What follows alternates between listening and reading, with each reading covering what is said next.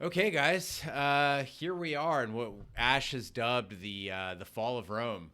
We are witnessing it firsthand here. I thought this was going to go very differently tonight, Ash. By the way, this is unscripted. We don't have notes for this other than our own tweets. But holy shit, Ash! What I know, I don't know if you went silent toward the end. I got like louder toward the end, but how you doing? I mean, I definitely got silent because I was so exhausted. I mean, like I'm exhausted after that. Um, I'm jokingly calling it the fall of Rome, and it's not funny, but like it's like I said on Twitter, like it's like where's Nero with his fucking fiddle, man? Because I feel like both of these dudes are like smiling as it's fucking burning to the ground. And I'm scared. That's an emotion I'm feeling right now. I went to an Al-Anon meeting today, so let me do my I statements. I am feeling scared. I am feeling angry. I'm feeling really confused, and I'm feeling exhausted by everything that I just saw. I'm only hoping that that's like that feeling is spreading across the country right now. That people are Yeah, looking at this and going, "What the fuck is going on here?" Now, yeah. Sarah just showed up with like tacos, and she's like, "Hey, I got tacos and bourbon," and I was like, she didn't see any of the debate. And I told her I was like, probably don't. Like honestly, don't. I think it's better almost to read about it than actually watch what just went down. But I do appreciate people watching it along with us on Twitter and showing up. So I'm gonna do the professional thing here, and there's gonna be a lot of emotion coming out after that. But Aaron Sun, Zuger, Dax, Karma, thank you guys for joining us. Cam, we're just talking about right now how rough I think we feel about after all that. Ash said, scared. I think that's part of it. I think frustrated. I was yelling in my own home, and June like ran to her room because she was like, "What the fuck is going on here?" It was rough. As John says, yeah, it was rough. He's sending love to the whole Shat Nation. So, guys, please share your thoughts in here too. Let's keep it a civil dialogue. Ash, one of the things I was actually really grateful for while watching the debate is I was like, "Holy shit!" Like Ash and I let each other talk. I Mhm. cannot stand when people talk over each other. It's absurd. It has no place in a debate. Well, it's not a debate. I Yeah. mean, that's not what that is. That's a cock measuring contest. Like that's what that is. It's not a debate. And I'll say this. Fuck Chris Wallace. Yeah. All right, let's start there. Fuck you, Chris Wallace, because I don't think I have ever seen a debate moderator. And y'all, like, I'm a presidential election geek. I watch all of the debates during the primaries, no matter what party it is. Like, I love this shit. And Chris Wallace, by far, is the worst moderator I have ever seen. I totally agree, Ash. And I think a lot of people were tweeting about it. I tweeted it. I think you tweeted it at exactly the same time, which is like, is there no fucking mute button on a mic? It's that simple. It is that simple. People suggested have a mom come in, have a substitute teacher come in, like anybody who's dealt with this sort of shit. But like literally, if we were having a debate, if I open this up on a Zoom and we let everybody in on the chat, right? Or even if they're typing and someone is just not letting anybody else talk, abusing people verbally, I fucking mute them. Like it's Yeah. that simple. It's 2020. You can mute somebody. It's okay. Yeah, well, and it's not just about muting it. I was watching CNN while we were waiting to come on at like the after show, whatever you want to call it, spin cycle, whatever you want to call it. And apparently it was 13 minutes into the debate before Wallace finally said something. Yeah. And it felt like 2 hours, but I mean, I believe them. I mean, I would need to go back and fact check that myself, but I believe that that's probably correct. And 13 fucking minutes? Like you waited 13, especially when you know what you're going into, right? Yeah. Like you know what the situation's going to be. It's not like anybody's surprised by Trump's debate style. This felt so deja vu from Yep. 2016. This is exactly what he did to Hillary Clinton in 2016, and Biden's response, which I'm sure we'll get into in a second, was exactly what Hillary Clinton's response was in 2016, which was smirks and looks of just being incredulous. That does not play well on TV, first of all, because you look like an asshole. And number two, it does nothing but rev Trump up, right? Like it makes him look like he's the one with the answers when they don't say anything. So, I mean, it just Chris Wallace needed he needed to say something to Trump, not defend Biden, because defending Biden makes Biden look weak in a way that's not fair to Biden. No matter who that candidate is, it's not fair to have to be defended by the moderator. And Wallace kept defending Biden rather than fucking calling out Trump, and I was ready to pull my fucking skin off. Now, big Callahan says that it was a legit comical shit show, and Enrique Los says they should have Samuel L. Jackson moderate debates with Trump. Listen, guys, I mean, yeah, comical, yes, but like it's not though, because it's real life. It'd be comical if this was a spoof. It'd be comical if this was sports. And they were just sports announcing. These are the two candidates for the president of the United States. And Ash, you and I, again, on the same wavelength, hive mind. When we were watching this, it was the same thing, which was like, don't Biden, like, I get it. They probably debate prepped him and said, hey, when Trump goes off, you just chuckle and make it seem like you're playing it cool. But this is the thing, is that it makes it seem like entertainment, and it should not be. My response would be terrible. I'd fucking yell at him, throw some shit, and probably run off the stage, crying. But the proper response is to say, this is a presidential debate. Please be serious. Like, this is beneath the station of the office of the presidency. All you have to do when he starts ranting like that is stop, do a pregnant pause, right? And say 200,000 people. That's all he had to do. Like, make it about COVID. You don't even have to, because it's really tricky for Biden to talk about Black Lives Matter, because Biden has a horrendous civil rights record. Right. And so that was the part of the debate I was most nervous about regarding Biden, right? So I get it. You don't want to pull that out. Cool. That if that's your debate strategy, I understand that from a strategical standpoint. So all you have to say, 200,000 lives. That's it. Just keep saying that. You don't have to get angry. That's all you got to say. And I couldn't believe that Trump had the audacity to bring up swine flu. He brought up swine flu. I was like, what? That's like Hitler, like going to Jeffrey Dahmer and being like, oh man, I can't believe you killed these people. Right. You fucked a skull. What? Yeah. It was horrible. Whittle Kitty says no one remembers swine flu. I didn't even know that many people died from swine flu, but even so, I was like, well, relatively speaking, not that many. Well, no, but but the problem is that, again, it's so ridiculous what he said, right? There were these moments where I was sitting here going, what? When he's saying stuff, and Biden latched onto none of it. Like none of it. And I get it. Like Tom was watching with me, and I think he's fallen asleep in Finn's room, but Tom was watching the debate with me, and Tom started laughing, and I said, what? He said, this is like if you put you and I on a debate stage. He said it would be a slaughter. Well, really, you and anybody. He said, you would murder me. He said, you are so good, talking about me. He said, because he's watched me debate at like lectures and on panels. Like, he's watched me do this. He's like, even when you don't know the answer, you sound so authoritative. People assume that you're right, whether they know you're right or not.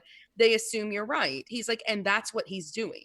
He talks in such a way where he's so sure of what he's saying. And like the job numbers, right? When he starts getting into the economy stuff, I don't know those statistics.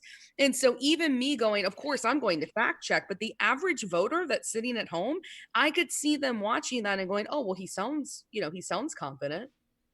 And that's what's so scary. Cam says, Ash, thank you for Hitler saying to Dahmer, you fucked a skull. That's the level of dark I needed for a chuckle. Goddamn. Guys, as a reminder, if you haven't already, you can subscribe to us on Twitch through Twitch Prime. Yes, I have to do it. Through Twitch Prime. That does support the podcast and support these Twitch streams. So listen, this is Ash's idea. Like, this is not sanctioned by Big D. Just so you guys know, this wasn't Big D's idea. This wasn't the King Bee's idea. This was Ash's idea. Sarah and I were like, yeah, let's do it. And we ended up doing it. But if you'd like to show your support for stuff like this, you can subscribe. And you can do that through Twitch Prime. And if you have Amazon Prime, it's included in your Amazon Prime. And then you can also cheer like Cam just did, by using that little bit icon next to your chat box. You can hit that and then cheer any amount.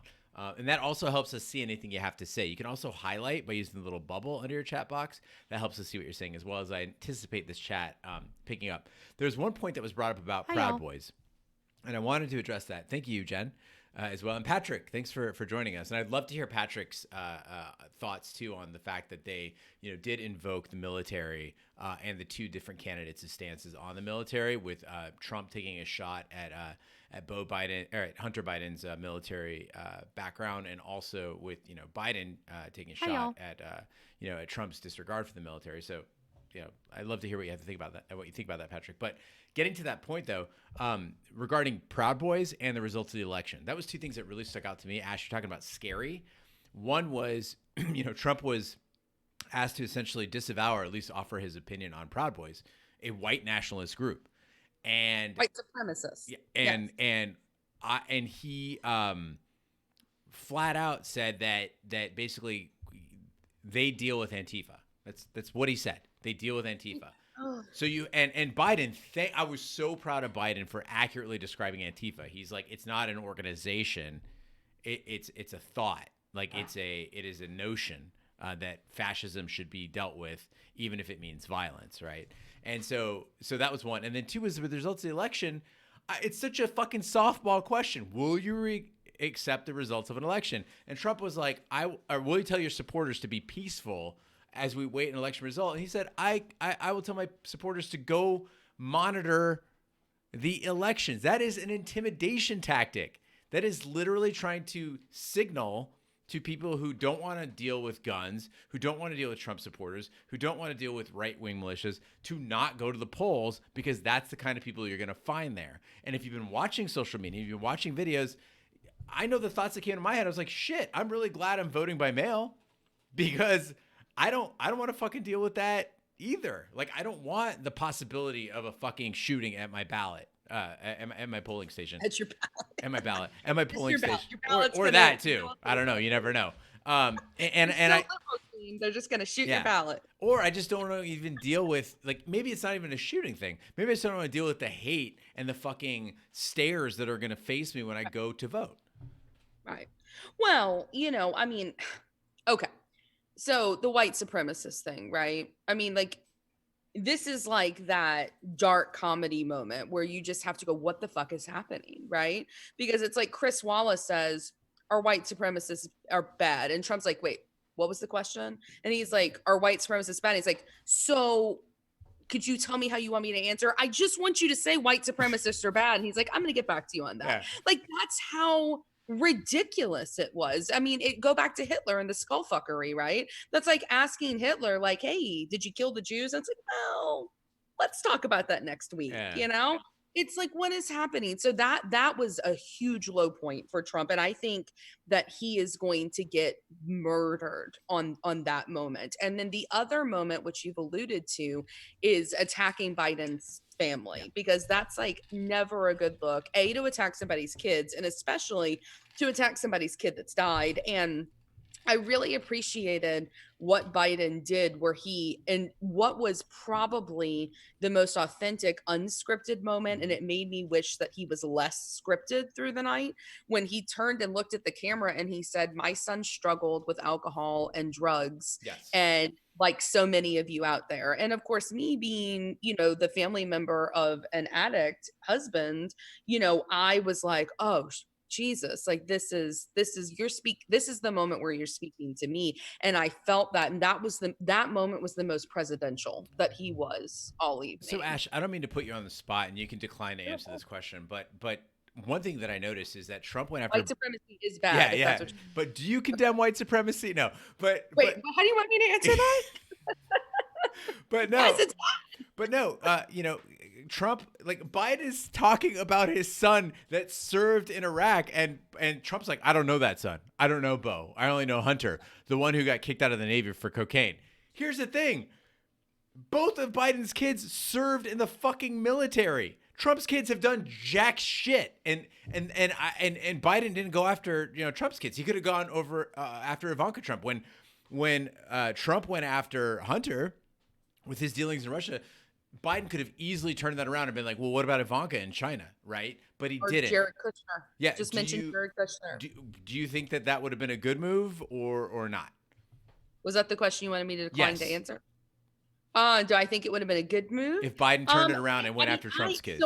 so I fight dirty, right? Like this is, I mean, I'm just being very honest. Like I'm never the one to pull the moral high ground blanket out from underneath myself. But if somebody takes a shit on the moral high ground blanket, I will be happy to shat on it as well. And so I think things are open season. Once you go for me in that way, now it's an open door for me to go for you in that way. And I would have, and also I do think it's a bit different because Trump has made his children an integral part of his administration. They're not like, you don't go after Tiffany Trump, not just because she's the most unfortunate But I don't looking, know who she but is. right. But you don't go after her because she's not a part of the administration, right? Like she doesn't hold a cabinet position. Ivanka, Donald Jr., and the other one, what's his name? Eric. Yeah. Eric. And then Eric, the hair gel brigade, Yeah. You've got them. They are integral parts of his administration. And so they are much more open season. You can attack them in ways that aren't personal because he made it not personal by making them political, right? So I do think here's the deal. I worked on the 2004 election and I was on the debate committee. And I remember sitting there in DC prepping for the Bush Kerry debate. And so much of what we were doing was so strategic in the way that we were going to literally attack and break down, right? Like really smart, intelligent ways. And even George W. Bush's team was super intelligent with the ways that they struck down different issues, right? It was point one, point two, point three, boom, I'm ramming it home with point 4. Mm-hmm. And there was none of that from either side tonight. You had some statistics randomly said that meant nothing. Yeah. You have them quoting people that means nothing. And the reason why you felt more authority, whatever you want, gravitas from Trump was because it was a production. Yeah. He was unscripted. They gave him some areas to talk within, but it was unscripted. And that's why that moment from Biden was so authentic, because it was the only moment that matched that authenticity and that lack of scripting. And again, this is what happened with fucking Clinton in 2016. She was scripted and he wasn't. Renegade Voodoo asks, can you argue a moral high ground in America right now? Are there moral people who haven't made up their mind in this election? And thank you for the cheer, Aaron Sun, both 7 minutes ago and right now. I believe yes, and here's why, is that I don't think men are going to be swayed by this debate. I don't. No. I think that guys are just going to be, they're going to look at it and go, they're going to throw their hands up, football, whatever. But women are... Who are these guys, huh? dude? Who are these guys you're talking everybody in Discord in our fantasy football channel, where I'll be like, guys, the fucking world's burning down. Go into the COVID sanity channel. And they're like, yeah, but Kamara just got me 2 points. No offense, Steve or other Steve. But getting back to the point is, I think that women, particularly suburban women, a vote that is largely a swing vote, that went Trump in a lot of cases in 2016, will look at this and be like, holy shit. I'm hoping, this is my hope, is that they'll be like, holy shit, like they've dealt with children, they've dealt with bullies, they have been talked over in their lives, and they're gonna look at this guy and go, oh God, like no, not that, like anything but that. So I had a couple group chats going throughout this debate. Aha! I knew it. I had a group chat with family that are super conservative. I had a group chat with former students that are conservative.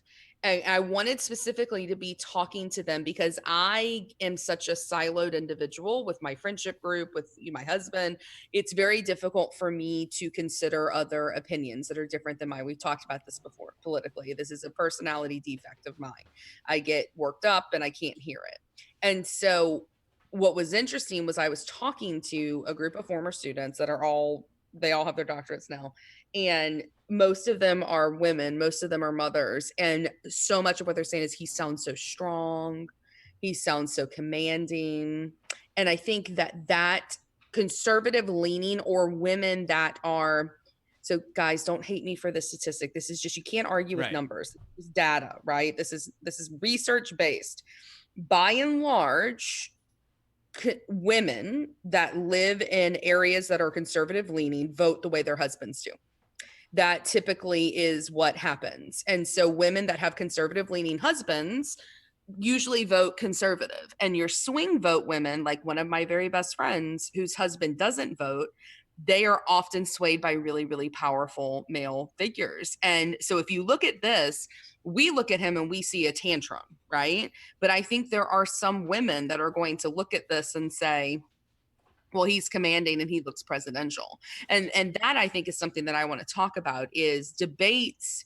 The first presidential debate was between, televised presidential debate was between JFK and Nixon. Yeah. And Nixon lost because he looked like a human turd. He has a next to the penis beauty. nose too. Right. I mean, he looks horrendous next to JFK.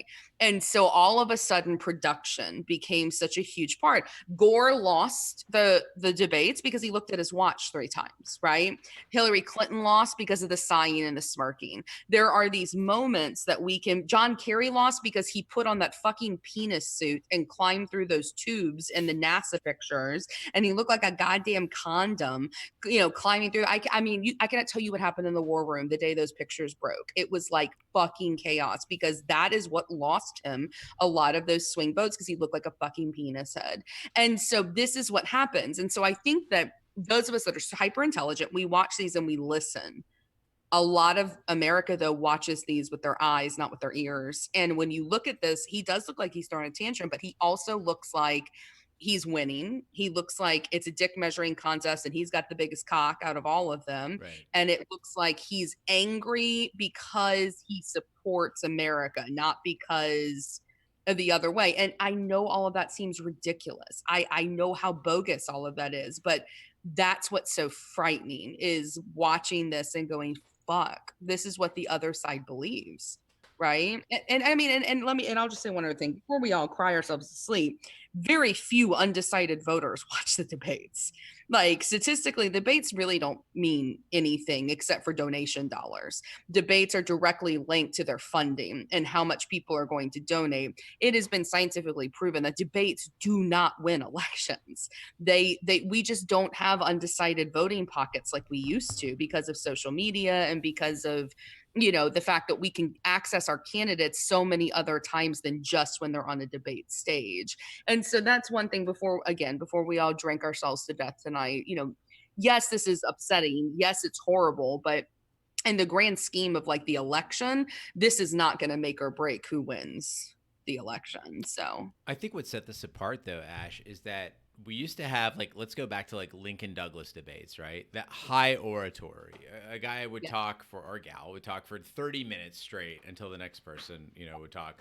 And it was, and it was effusive, and it was, beautiful language, and it was very well thought out. And then we kind of went into, like you said, like, there's the JFK era, right? And then there was sort of like kind of the fun, like Howard Deany era, which was still kind of weird. But I think this was another step down, though. And that's the part that's troubling to me, is that at least there was the level of decorum where a person could express a thought without being personally attacked and mocked while they were speaking by another person. And I can tell you this, what surprised me about it is that in no other venue where I've been, whether it was high school, elementary school, college, anywhere, at a bar even, there's always some guys to be like, hey, let him talk, That did not happen here. And there was a comment in the chat about how the fact that then people watching this even thought that Chris Wallace was being unfair to Trump because he was going up against Trump. He was trying to moderate. And I think what was fascinating is, before this thing started, Chris Wallace was explaining the rules of the debate, and they cut the audio. I was like, no, they should put that shit on the screen. Let people know these are the agreed upon rules of the debate, so that a viewer can go, oh shit, like, maybe do like the NFL, have a fucking ref there. He's got a flag and a whistle, and you fucking penalty, and you lose 2 minutes of time, right? You lose the opportunity to respond to that question. Maybe that would get shit in order, because sports certainly has more civility than this debate did. Well, I mean, we need some fucking Robert's Rules of Order, Tasers. like like we had in fucking student council in high school. You know, that would have helped. Or I mean, give them a fucking conch shell like Lord of the Flies. I'd be fine with that because that's what it looked like. It looked like fucking Lord of the Flies, and fucking Biden or Chris Wallace were fucking Piggy. You know, I mean, like it was really upsetting. Ash reads books, Um, guys. I do. Sorry. You know, I mean, I get paid by the literary reference on Chappy Hour. So cha-ching. We need to have a little emote for that whenever Fucking cheer, whenever I make a guys. maybe like the reading rainbow, you know. But yes, I mean it was. But can I? Okay, I have to say this, and please know. I mean, you guys know where my political, leanings lie. But I was pretty pissed at two things that Biden did tonight. Did you hear that fucking bad apples line? Yeah. Pissed me Yeah. off. And then he talked about dog whistle. Like you don't say those two words. And I know what happened. He was so shook. And who wouldn't be shook by that, right? Like who wouldn't be shook by some orange skinned, baggy under-eyed monster, talking over you for 40 minutes. I get it. But he was so shook. He said shit that like I'm sitting there going, I mean, I've got some friends that are people of color that were live tweeting as well. And they were like, what the fuck just happened? Like, how do you have the civil rights record that you have and then make a bad apples reference to police? Like, what the fuck is going on right now? And I think that's why I call it the fall of Rome, is because we're dealing with a situation where it's like we all know that this is an election to decide like the true like fate of fucking humanity, right? Like climate change. And why the fuck wasn't that the first question asked after COVID and Black Lives Matter? But climate change and human rights issues and my fucking uterus and all of these things, like it is truly life or death. But I'm sitting here going, what the fuck, that these are the two people? Like, because Trump is a troll and an evil human being, and I would vote for this red solo cup over him, right? But I'm also going, what the fuck is going to happen here if we're still making references to fucking bad apples with regard to police brutality? I mean, that made me so. That's when I had to stand up, and Finn told me that I needed to deep breathe and hold an ice cube because that's what his dad does when he has anxiety. He says, "Mommy, you need to breathe deeply and hold an ice cube," because I was going fucking off at that point. So I agree on that, but I was actually kind of proud of Biden for stepping up and saying, I am not the far left. Because, Right. not because I am not the far, I am, right? And I'm okay with him saying he's not because he took a stand on his identity, which I think people need to know because Trump is going to try to paint him as far left, and he's not. He's actually, and I hate to say this, like, but he is like what I would consider a universally palatable solution. Like he's like, I recognize that there is police brutality. I believe in community policing. It doesn't work. It just unfairly polices communities. I don't agree with that. But the point being is like, at least we're in the right direction where we're saying we recognize it, And what was crazy though is I think Trump did himself a disservice in the fact that he could not make a coherent argument, surprise, where he was like, Biden authored this crime bill and it put lots of black people in prison and I'm freeing black people. And then he turns around and he's like, Biden can't say the words law and order. He doesn't even know what it means, and his base would leave him. And it's like, no, you cannot have it both ways. And I hope that, again, I like to believe, at least to some degree, in the intelligence of other Americans who look at that and go, well, what is it? Is he overly harsh on crime, or is he, or is he, basically a far left agent, right? Yeah, I mean, Trump's very good at creating so much noise, though, that I don't know if people are able to suss that out. And because even somebody like me, who's got a very critical ear, because that's like what I do for a living, I'm sitting here listening. Go, wait, what?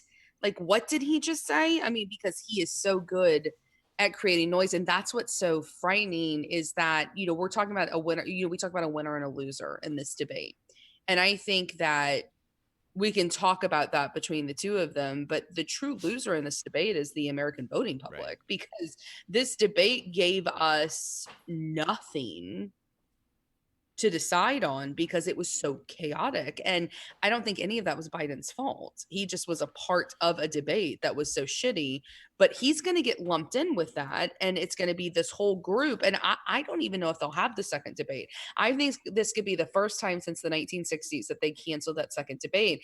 And at least we have Kamala Harris, it's going to be a bloodbath with Mike Pence because he's a walking cock ring. I mean, he's horrible. Except that, and I've been talking to the ladies at the salon about this. The ladies at the salon, they're like, she's so mean. She's such a bitch. And so that is the prism she's being seen through. So if she goes on with Pence and he's just nice guy, I'm from Indiana, I'm a nice guy, regardless of his horrible track record with women's rights, and Kamala comes at him, all these women are, older white women are going to be like, oh, she's just such a bitch. Why is she so mean? Well, and I mean, and that was another issue with Hillary, right? I mean, I think the only woman who could have held her own. I mean, I think Elizabeth Warren would have wiped the fucking floor with him. It would have been a fucking one-sided completely. Because she's an educator, is why. Well, and also she doesn't get shook. Like she's very similar to like women that are in higher ed who are like me, who just stand there and they go, I'm sorry, are you done? Like, and then like I don't get angry in like professional debating situations. Like you learn how to train that out of yourself. And like that woman is so fucking strong. And I think Bernie Sanders would have wiped the fucking floor with him as well, because although it would have been two old men leaning on the podium like it was a walker rather than just Donald Trump. Opposed to at least Biden looked. He looked good tonight. He looked pretty good tonight, I thought. I mean, yeah, I think. Well, and I mean, and what I was hoping was that somebody was going to use that ridiculousness of what fucking Trump said today about how test him because he's on performance enhancing drugs. Like, how are we not talking about the ridiculousness of this? Like, it's just ridiculous. Or the earpiece too. I saw the earpiece. Oh yeah, can we check his earpiece? Yes. Like, okay. And then there were multiple news outlets on Facebook being like, Biden wouldn't agree to have his earpiece checked where they're feeding him his answers. Yeah. See, and you know what I would have done if I'm Biden's team? You walk out on stage and your first thing is you say to him, you know what, Mr. President, I listened to your concerns earlier. So why don't we swap? Yeah. And swap fucking earpieces with them on stage. Like do something like that. So intimate. Do something like that shows, walk on stage with a fucking cup of your pee, like do something bold, because Trump is such a performer, right? Like it's like, I love drag, right? Trump is like a drag queen. Everything is so overtly ostentatious and large and big. Trump's presidency is drag. It's fucked up drag. And it's not the kind of drag I want to watch, but it's drag. And so you have to counter that in some way. Like you have to come on and find a way to counter that. And I love so many of Joe Biden's answers tonight. They were presidential. They were well measured. Joe Biden, I do not agree on everything, but that's fine. I've never agreed 100% with any candidate that's running for president ever. And I mean, I wish Chris Wallace hadn't sucked, and I wish that there was a way to match Trump's drag. And to all the people out there in the drag community, please know I'm not insulting you, but he is. I mean, he's a drag king, not a drag queen. He's a drag king. Now, 2 of 4 is asking about the earpiece, so maybe you guys aren't all fucking news junkies like Ash and I are. I will admit I probably pay too much attention sometimes. While the King Bee is over there like Sarah Paulson sucks. I'm like, there's a fucking debate tonight, dude. Like, come on. But anyway, the whole thing was prior to this, there were a couple things that the Trump administration did, like prior to this debate. One thing was this allegation that they challenged Joe Biden, A, to take a piss test for drugs. B, they were saying that he might have an earpiece they were going to feed him the answers through since he didn't have a teleprompter tonight. And so then it became all these, again, quasi news outlets like Breitbart saying, well, why won't Biden agree to have his, ears checked, which is like ridiculous, right? So that's kind of what was going on there. They also released shit about Clinton, which like Hillary Clinton today, which had already been rejected as bullshit by bipartisan committees in the Senate. So, or in Congress rather. So anyway, that's what the earpiece thing was about. Ash, you mentioned that you liked some of Joe Biden's answers. One of the things that I thought was fantastic was Trump has, because he's never been to the suburbs, has this idea of what the suburbs are and how to appeal to the suburbs, and Biden blew that shit up immediately. Like Trump thinks that the suburbs are like the way he paints it, it's a homogenous white upper middle class nuclear family sort of setup. And what he doesn't realize is there's people like me, in the suburbs. There's people like Sarah in the suburbs, and suburbs are now multicultural. They have different politics when it comes to sex, to gender, to religion. Like they are not homogenous. In fact, you are seeing increasing degrees of diversity in the suburbs. And Biden called that out, and I felt like Biden was in 2020 and Trump was in like 1950, and that was really gratifying.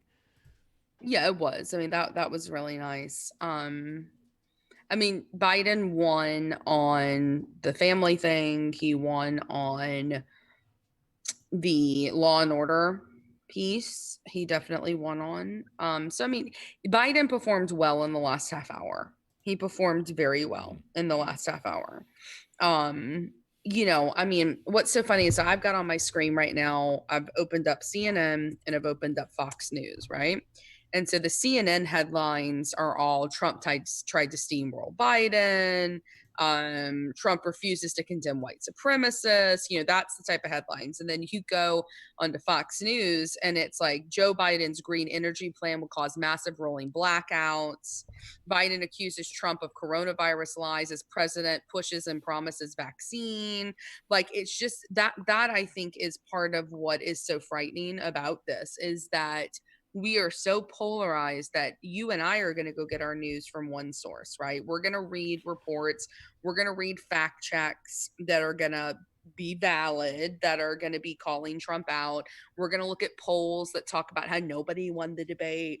And then there's going to be people who go on Fox News and who are going to read the complete opposite, right? And that's why things like this make me so nervous. That's why things like this make me so frustrated, is that at the end of the day, whatever's processing this information for us is the issue, because most people don't process that information themselves. They depend on news outlets to do it. They don't know how to do it. I mean, y'all, teaching people how to write dissertations for the past 5 years, like people have no clue how to synthesize information. Even incredibly intelligent people don't know how to synthesize information.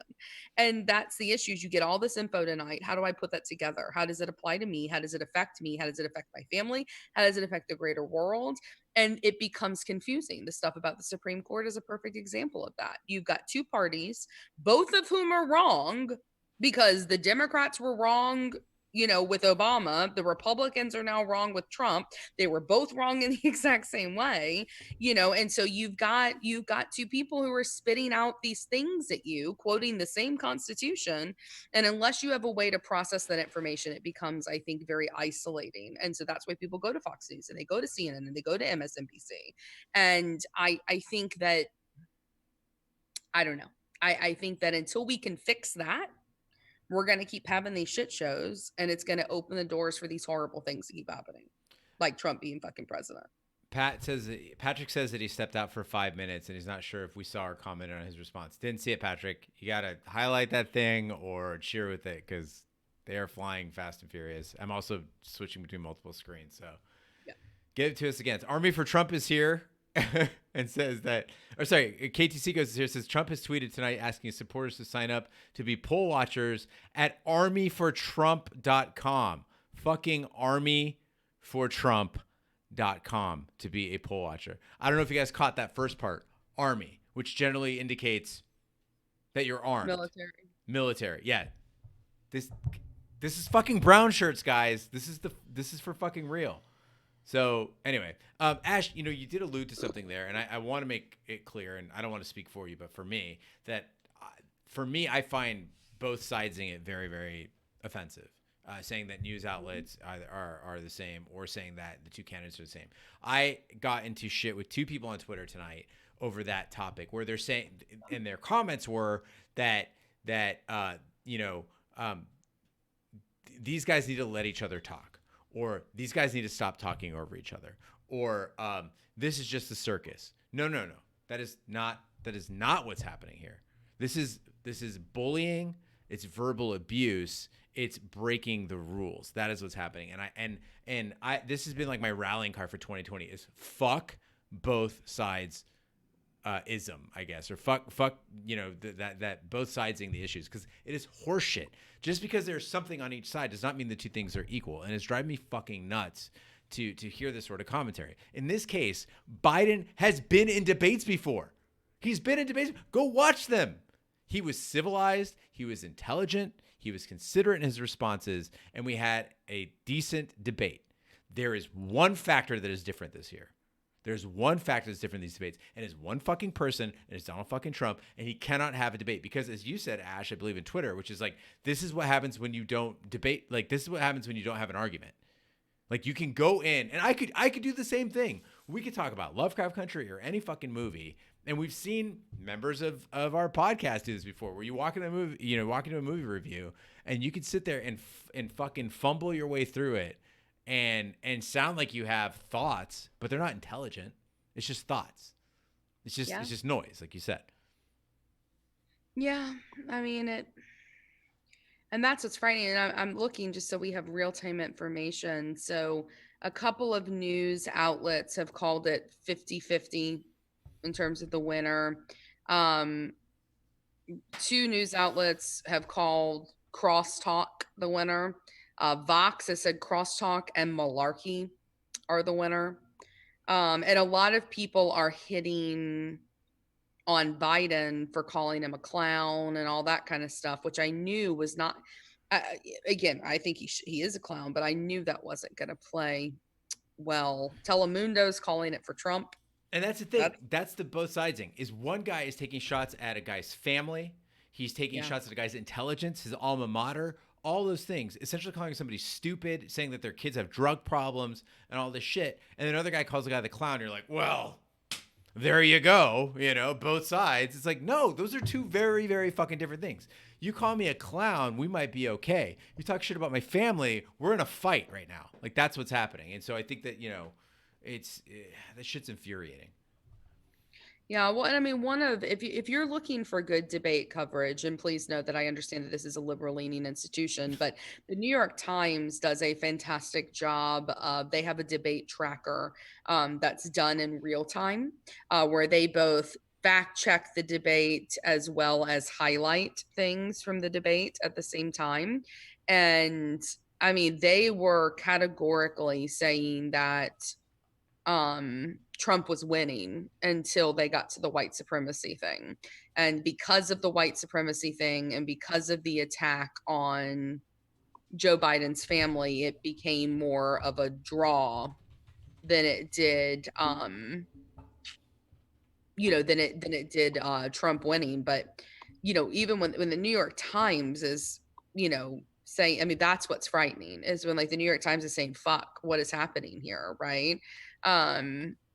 And that's why I hope there isn't a second one, because I was talking about undecided voters, how there aren't a lot of them. The last poll before this debate happened was that 14% of voters were undecided. Only 14%. And of that 14%, less than 10 would be watching the debate. So like 10% of that 100% of undecided is actually watching the debate. So it isn't a whole lot. So I think it's a wash in the end, but it was fucking exhausting. It was fucking exhausting. And it made me angry. It made me really, really angry. I love that Nick points out, SF Punker points out, the only problem with saying 200,000 dead is that Trump would, with no hesitation, just turn around and go, you do worse. And like, how do you counter that? And Karma says, just say, well, vote for me then. Let's see, motherfucker. Like, I mean, that's the argument. But in all honesty, though, again, we have to go back to the fact that it's like, I Right. kind of like see what you're saying there, Ash. Though, is the point is like, what is the point of a second debate? If this is what it's going to be, why would you even do it? Why would you even agree to that? Because unless you have a different moderator and you have a different set of rules, because someone needs to step up and go, okay, listen, here's how I'm going to do it. And fuck, we have all sorts of TV shows like Who Wants to Be a Millionaire and Hey Tom and fucking Family Feud and shit. I'm sure you can set up some sort of a very audience-friendly game show where you have a cone of silence that goes over your head when it's not your turn or whatever. I don't know. I would love that. I'd love to see one of the cones of shame if they cross the Yeah. 2-minute line, right? Like they have to do the rest of the debate in a cone of shame. But yeah. I mean, I don't disagree. You okay? Tom's just walking past. He got a nice back. I don't know what for. Maybe for his heart because of this fucking debate. But yeah, I mean, I would love to see that, but there's nothing there. There's no point. We've seen what these two people are gonna do together, right? Yeah. Like we've seen what it's gonna come down to. I mean, one of the most astute things I've seen written was one of my favorite reporters tweeted out that all this was an opportunity for Trump to shout his Twitter feed at Joe Biden. Yes. That's all Who it was. said that? That's brilliant. It was one of the reporters for the New York Times that I follow. Like that's what it was. Exactly what it was. It was all sound bites. He was shouting sound bites. He was openly fucking racist during the debate, and nobody called him out for it. And I'm sure. And here's the deal. This is where Monday morning quarterbacking, I think, is useful because it was so much. There's no way, like, we can catch those big moments. Like, I won't say white supremacy is bad. Like, we can catch those moments, but there's these microaggressions that Trump does. He isn't all bleh in your face. I'm a fucking horrible person. There's micro moments as well, right? And those will come to light tomorrow as these amazing journalists, that's their job to do, will spend all of tonight dissecting exactly what he said. But this made me very nostalgic for the the Bush Kerry, the Bush Gore, the Obama McCain. Like, it made me very nostalgic for those debates because even though I don't agree with any of George W. Bush's policies, he was classy, he was kind, and he was polite during the debates. Same thing with McCain. I think John McCain, again, don't agree with him on most things, but he was a very good man, right? And in those debates, he told people to bomb Iran, but he's a great Arizonan.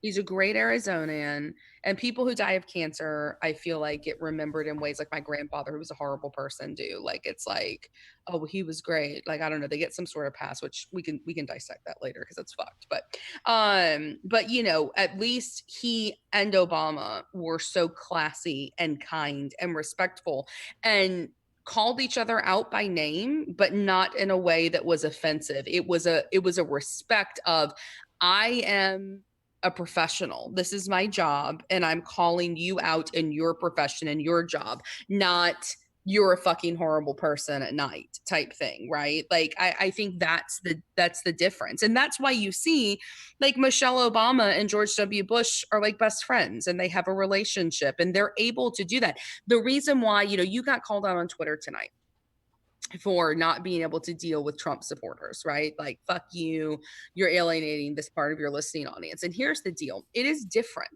Feeling about a Trump supporter is different than I felt about Bush supporters, different than I felt about McCain supporters. Those supporters, the polarization was not a right and wrong. Like, it wasn't, I believe these people are morally wrong. I believe they're wrong on issues, but I don't believe they're morally wrong. And that's what's changed with this. Is with Trump, I believe they're morally wrong. And that's why you can't put up with it, because it affronts your whole, like, ethical code, not just your political beliefs. Well, also, in that case too, it wasn't just that it was a Trump supporter. So just to clarify, guys, yes, one, if you are a Trump supporter, I don't want you to listen to me. I want you to unsubscribe from the podcast. I want you to stop watching the Twitch stream. Why? Because I don't want to make this for you. Like, I just don't give a shit. You're not paying me. I don't give a fuck. You can fuck off. And if you were paying me, you weren't paying me enough. So fuck off. But Point being is that wasn't the case. Actually, it was the person was in my feed, in my thread, our thread really, on the debate, was essentially saying that Joe Biden had dementia, and I was like, that is not fucking true, and stop with that shit. And that is the thing, is that people have lost the ability to differentiate between facts and opinions, and you are spouting bullshit in my thread, and I'm telling you to shut the fuck up. And you're like, well, I listen to your podcast. Well, I don't fucking care. I'm doing you a favor, dickhead. I'm entertaining you. What have you done for me? I don't give a shit. This is why Roger left. Also, don't give a fuck. I'm glad Roger left. So I don't give a fuck there either. So where are we going to go from there? Well, he didn't leave because he's a conservative. Well, so no, he left because, well, the accusation was that he left because I'm a giant crybaby who can't deal with other opinions. And I was which like, you are. Yeah, Totally. Yeah. It's fine. It's fine. I don't give a shit. You're terrible. I fucking hate you. Yeah. But no, and I want to respond to something Renegade Voodoo asked, which is that did you expect something different from the debate? You said it made you angry. What do you think the debate was going to be like? Was I expecting Trump to be a raging, cuckoo for Cocoa Puffs? Of course I was. What I wasn't expecting is a total and utter disrespect for the system and the moderator to not be able to control it. I have never, even, you forget, Trump was in like 6 debates in the primaries and he was in all the debates last year. And it was never like this, right? I was expecting it to be like it was then. The thing that made me so angry tonight wasn't even Trump, because I feel like he just is going to be this Tasmanian devil that spins himself out. I am more mad at Chris Wallace and at the people that put this debate on than I am at Trump, because they allowed for what is a respected and sacred part of this election process to become a complete clusterfuck. And so I did not expect that, because who would ever think that that would be allowed to happen? And it was, and that fucking sucks. Yeah, I keep going back to the sports thing. Even in the UFC, if we're fighting and you kick me in the dick, they stop the fight and they pull me aside and they make sure I'm doing all right first, and you lose points for kicking a dude in the dick. You're not allowed to fucking do that. That's the whole thing. In a debate, you let someone speak for their 2 minutes uninterrupted. That's the fucking rules. And the thing is that there was no consequence for interrupting. There was no consequence for making comments while the other person was speaking. And when I say while the other person was speaking, I mean specifically while Trump was speaking over Biden. He was making the rules as he went. And like someone, and listen, when he's the president and he's speaking to the press, we don't get to make the rules. When he is, when the federal, or when his campaign is putting out ads, we don't get to make the rules. When he's in a debate, you do get to make the rules, and you need to make the rules fair. And so Biden was sitting there getting his dick kicked in, and nobody was stopping the fight, and that's ridiculous. Sorry, go ahead.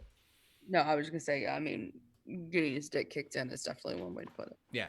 Aya says that the Proud Boys already turned this out. They're creating graphics and are excited that Trump basically said to go fuck them up. That's a direct quote from one of their prominent members. Of course. Cool. Of course they are.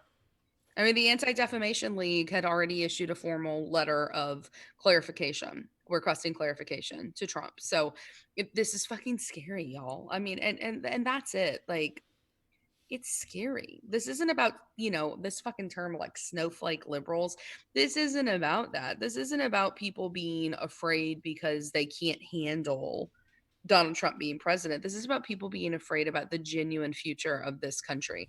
This is about people being afraid. Like, y'all, I get my birth control every month through a company called Nurx, Nurx, and it's just cheaper. And so they mail me my birth control 90-day supplies at a time. And I contacted them. You don't get it from Specs? No, I don't get it from Specs. It's a different kind of birth control, Gene.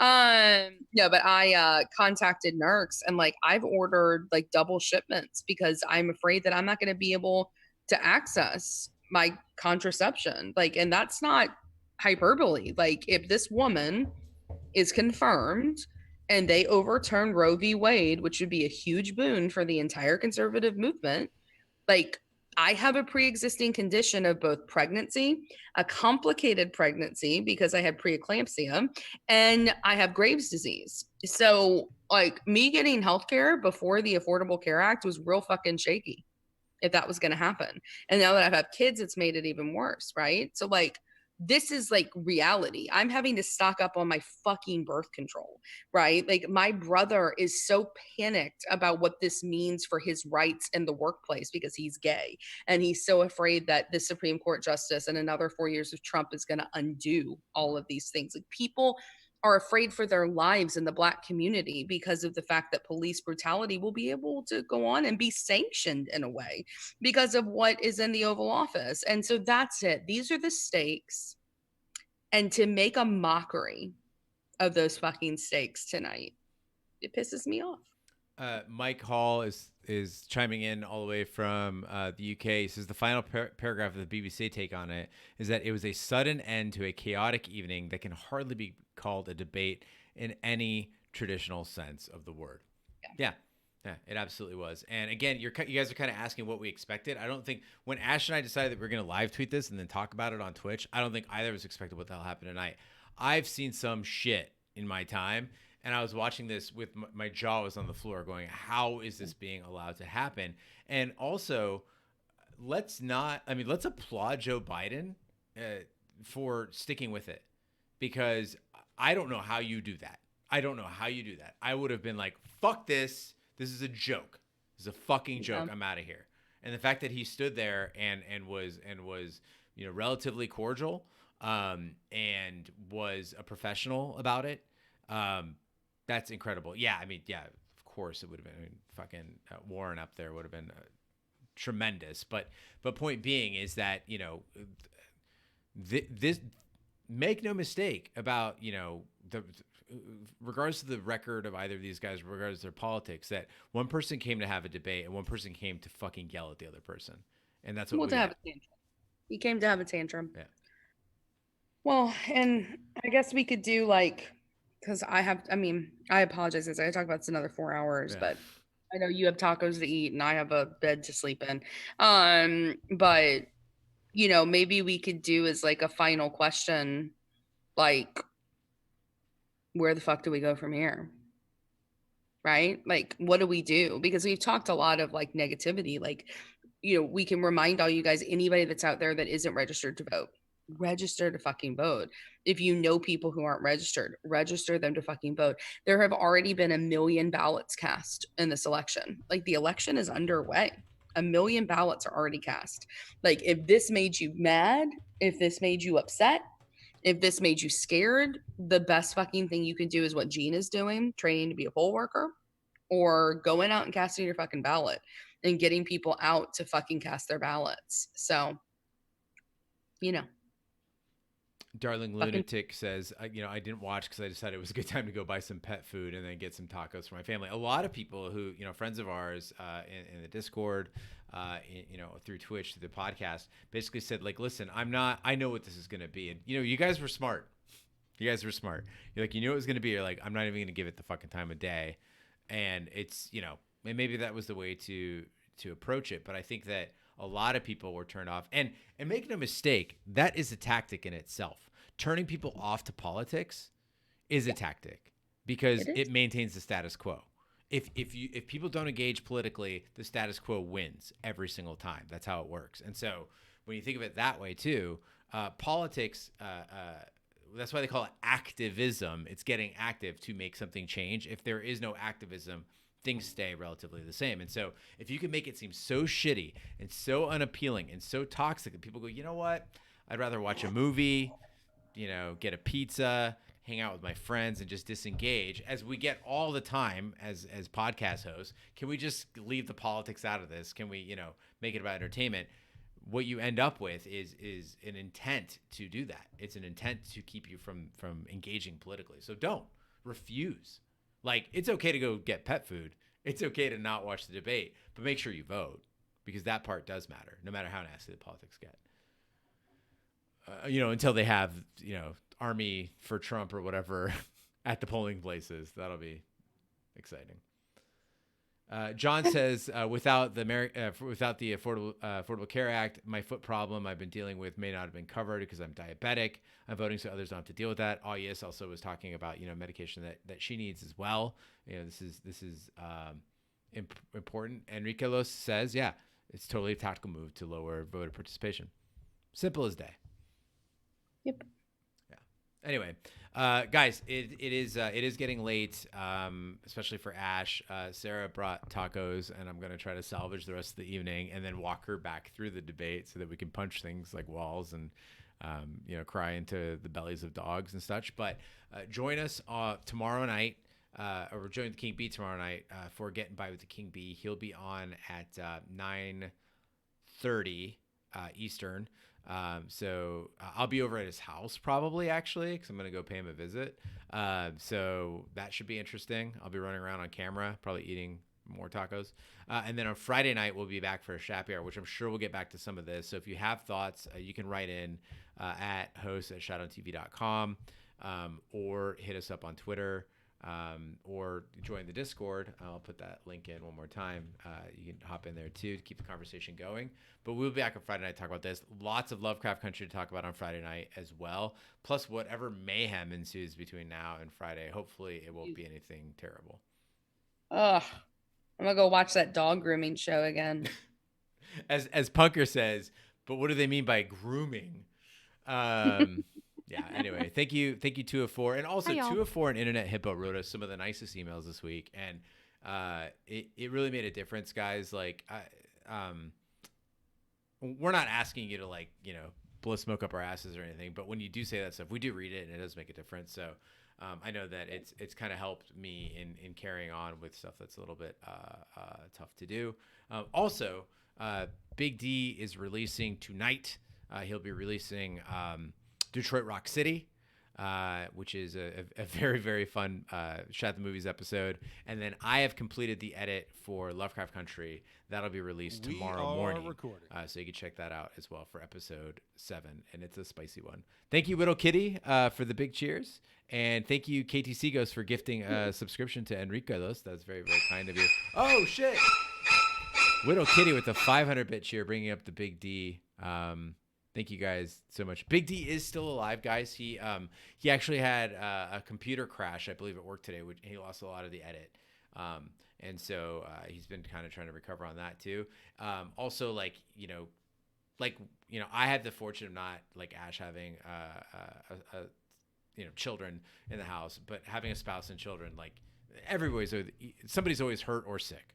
I think that's the rules, right? We are recording. So you can just kind of assume that's the case in most cases. And John gifting a sub to Widow Kitty. Lots of love going around there. So yeah, Darling Lunatic going to enjoy some beers and Raised by Wolves. Guys, by the way, we'll be doing a special edition of a Twitch stream too for Raised by Wolves after it's over. So it ends, I believe, October 1st, and we'll hit you up with the schedule for when we're going to do that. It'll be me, Ash, possibly the King Bee, and Big D. So it should be a lot of fun. We are 95% away to the hype train. So if someone wants to tip us just over, we can call it a night after that. I'm going to sit here and just stare at you awkwardly. I feel like I should do that. Rehoboam. Nope.